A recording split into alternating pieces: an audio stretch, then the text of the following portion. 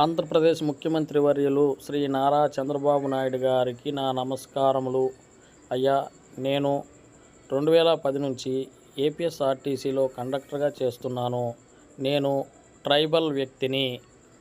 అయితే 2023 ఆగస్టు నెలలో దురదృష్టవశాత్తు డ్యూటీ దిగి ఇంటికి వెళ్తుండగా బైక్ అదుపు తప్పి బ్రిడ్జిలో పడిపోవటం కారణంగా మోకాలు మేజర్గా దెబ్బతిని ఎడమకాలు ఆపరేషన్ జరిగింది. గవర్నమెంట్ ఇచ్చినవి కాక పైన మళ్ళీ 6.5 లక్షల వరకు ఖర్చు వచ్చినది. అయితే డాక్టర్లు గారు ఈ మోకాల్లో నర్వ్ వ్యవస్థ దెబ్బతినడం కారణంగా నువ్వు పూర్తిగా నడవలేవని చెప్పి ఉన్నారు. అయితే నా పరిస్థితి ఏమిటంటే 10 నిమిషాలకు మించి నిలబడలేను. 5-10 నిమిషాలు చిన్నగా నడవగలను, కానీ అంతకంటే నడవలేని పరిస్థితి. కింద కూర్చోలేను. కాలు కూడా 40% మాత్రమే వంగుతున్నది.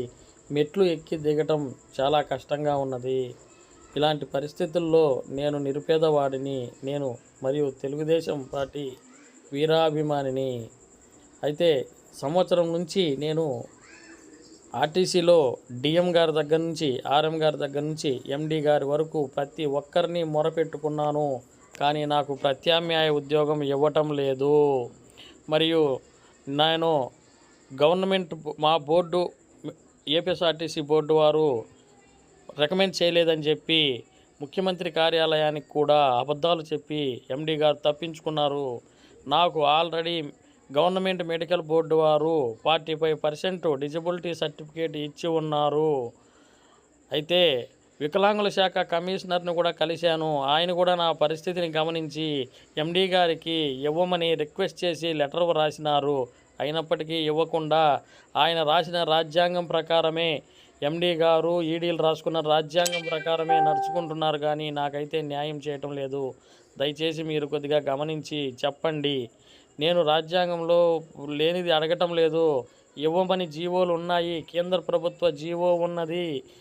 ఆర్పిడబ్ల్యూడి యాక్ట్ 2016 20/4 ప్రకారము వికలాంగులైన వ్యక్తిని ఉద్యోగం నుంచి తొలగించడానికి వీలు లేదు. అతనికి చేసుకోగలిగినటువంటి ఉద్యోగం ఇవ్వాలని చెప్పి కేంద్ర ప్రభుత్వం పార్లమెంటు ద్వారా ఆమోదం పొందినటువంటి జీవోలను రాష్ట్ర ప్రభుత్వాలకు ఇవ్వగా రాష్ట్ర ప్రభుత్వాలు కూడా అన్ని శాఖలను పాటించవలసిందిగా ఇచ్చారు. కానీ మా ఆర్టీసీ రాజ్యాంగంలో మాత్రం దాన్ని పొందుపరచలేదు. వీళ్ళ ఇష్టానుసారం నడుచుకుంటున్నారు. ద్వారకా తిరుమలరావు గారిని మీరు రాజ్యాంగం ప్రకారం నడుచుకుంటారని చెప్పి అతన్ని సంవత్సరం పెంచి మీరు ఇస్తే సంవత్సరం ఎంజాయ్ చేసుకుంటూ కార్మికుల కష్టాలు పెట్టుకుంటూ కార్మికుల సంక్షేమాన్ని తుంగలో తొక్కి ఆయన సంవత్సరం పెంచుకొని ఆనందపడుతున్నాడు. నాకేమో సంవత్సరం నాశనం చేశాడు. దయచేసి మీరు చెప్పి ఇప్పించండి సార్, ప్లీజ్.